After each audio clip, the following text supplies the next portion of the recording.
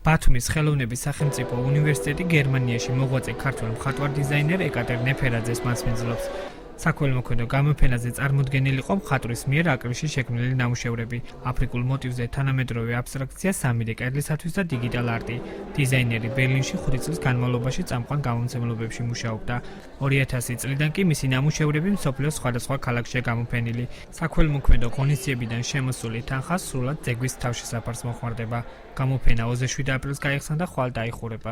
მე ძალიან დიდი მადლობელი ვარ ქალაქ ბათუმის, რომ იმასპინძლა აგრეთვე უნივერსიტეტის ხელმძღვანელობის და ქალბატონი სოფი მეიშვილის, რომელმაც ძალიან დიდი ორგანიზება გაუკეთა ამ დღევანდელ გამოფენას. გამოფენაზე წარმოდგენილი არის ჩემს მიერ შესრულებული ნამუშევრები სხვადასხვა მიმართულებით. არის აფრიკული მოტივები, არის აბსტრაქციები, აგრეთვე კედლის მესამე განზომილებაში შესრულებული ნამუშევრები. მე ვფიქრობ, რომ ყველა მნახველს მიანიჭებს ძალიან დიდ სიამოვნებას. მესამედ ვატარებ მე პირადად ეკატერ ნეფერაძის ნამუშევრების გამოფენას საქველმოქმედო კუთხით.